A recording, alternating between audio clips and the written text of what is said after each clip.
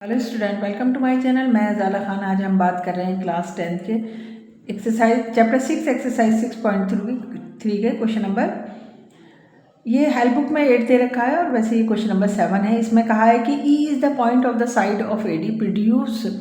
ये कह रहा है कि जो ई है वो पॉइंट किसका है, साइड एडी का। यहाँ देखो डायग्राम में, फिगर में देखो एडी का, और जो प्रोड्यूस कर दिया गया है एक पैरेललोग्राम से, जो पैरेललोग्राम का नाम दे रखा है ABCD। यहाँ पर एक पैरेललोग्राम है एंड ई इंटरसेक्ट। ई जो हमारा इंटरसेक्ट कर रहा है वो किसको कर रहा है, CD को कर रहा है। और कहाँ पर इंटरसेक्ट हो रहा है, F पॉइंट पर।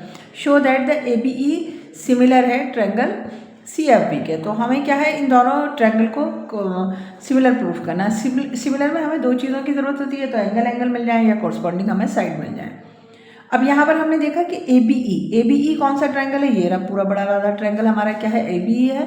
और दूसरा है CFB हमारा ये छोटा वाला ट्रायंगल है। अब मुझे इसमें देखना होगा कि हम क्या क्या इसमें सिमिलर कर सकते हैं। तो एक तो देखो, इसमें एक अल्टरनेट इंटीरियर एंगल आ जाएगा और एक हमारा यहाँ पर आ जाएगा कि कॉमन ले लेंगे हम उसको, या अपोजिट एंगल ऑफ पैरेललोग्राम ले लेंगे। देखो सबसे पहले हम अपोजिट एंगल ऑफ पैरेललोग्राम, क्योंकि पैरेललोग्राम अगर दे रखा है तो पहले हम उसकी प्रॉपर्टी का यूज़ करके हम यहाँ पर लिखते हैं angle A = angle C।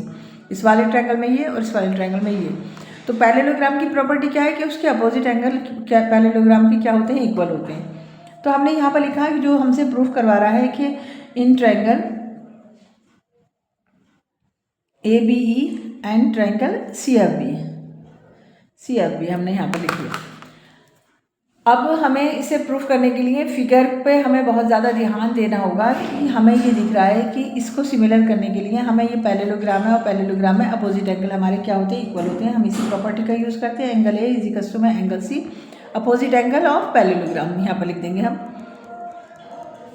Opposite angle of parallelogram, यहाँ पर हमने लिख दिया। अब दूसरी चीज़ बिल्कुल क्लियरली हमें दिखाई दे रही है, अल्टरनेट इंटीरियर एंगल। देखो एक अगर पैरेललोग्राम है, पैरेलल लाइन जा रही है, उसकी ट्रांसवर्सल लाइन अगर हमारी जा रही होती है तो यहाँ पर हमारे अल्टरनेट इंटीरियर एंगल बराबर हो जाते हैं। मतलब ये वाला एंगल इसके बराबर हो जाएगा। ये जो एंगल है CFB जो है एंगल, वो किसके बराबर हो जाएगा, EBA के बराबर हो जाएगा। क्यों हो जाएगा, अल्टरनेट इंटीरियर एंगल हो जाएगा। तो हमने यहाँ लिखा एंगल ABE इक्वल टू में एंगल CFB। ये हमारा क्या हो गया, अल्टरनेट इंटीरियर एंगल हो गया, अल्टरनेट इंटीरियर एंगल हो गया। अब हमें दो जैसे हमारे साइड कोरस्पॉन्डिंग एंगल हमारे क्या हो गए, सिमिलर हो गए। तो हमने क्या करा, इसको इक्वल हो गए, हमने इसको सिमिलर कर दिया। तो हमने यहाँ पर लिख दिया ट्रायंगल ABE सिमिलर है ट्रायंगल CFB के। बहुत छोटा सा क्वेश्चन है, CFB के कैसे है, रीज़न भी दे देते हैं। एंगल से हुआ है, एंगल से हुआ है। हमने यहाँ पर इसका रीज़न भी दे दिया, छोटा सा क्वेश्चन था। अब हम इसी का ही क्वेश्चन नंबर 8 करते हैं। ये ट्रायंगल में जितने भी क्वेश्चन दे रखे हैं बच्चों, तो देखने में ही वो हार्ड लिखते हैं। अगर हम फिगर को अच्छे से समझेंगे तो बहुत इजीली हो जाते हैं। यहाँ पर दे रखा है एक ट्रायंगल PQR दे रखा है, एक PTS दे रखा है। मैंने देखा ये ट्रायंगल मेरा PQR ये रहा, और अगर हम PTS की बात करें तो PTS हमारा ये रहा, ये ट्रायंगल।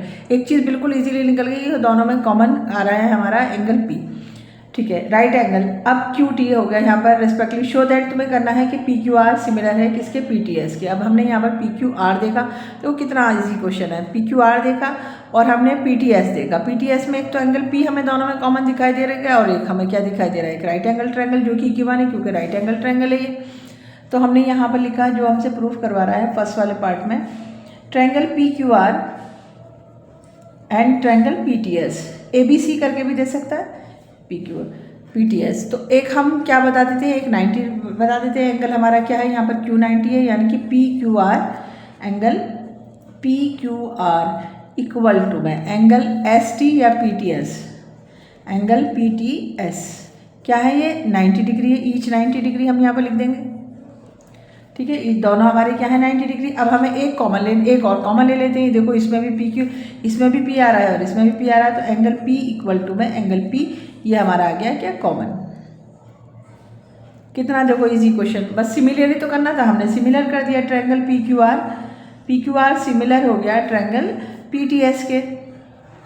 कैसे हुआ, एंगल से हुआ, एंगल से। अब बच्चों इसको आती है बारी इसका सेकंड पार्ट करने की। तो सेकंड पार्ट में हमें करने की कुछ ज़रूरत ही नहीं है, क्योंकि जब हमने इसको सिमिलर प्रूफ कर दिया तो हम यहीं से देख लेते हैं। देखो सेकंड में देखो, हमें रेशियो दे करना है, हमें प्रूफ करना है यहाँ पर पी आर अपॉन में पी एस इक्वल टू में क्यू आर और टी एस। देखो सब कुछ दिख रहा है इसमें।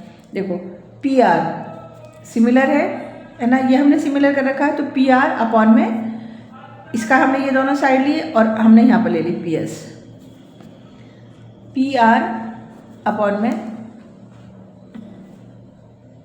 पी एस इक्वल टू में, अब हमें क्या लेना है क्यू आर। देखो क्यू आर हमने ये लिया और उसके बाद हमें लेना है टी एस, तो हमने ये लिया, तो हमने यहाँ पर लिखा क्यू आर अपॉन में टी एस, बस प्रूफ हो गया।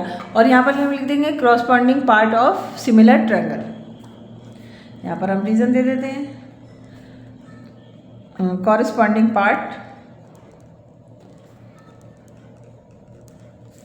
पार्ट ऑफ सिमिलर ट्रायंगल, बस प्रूफ हो गया। और ये हमारा हो गया प्रूफ। क्योंकि सिमिलर कर दिया तो फिर हम कोरस्पॉन्डिंग साइड का रेशियो हमने यहाँ पर ले लिया।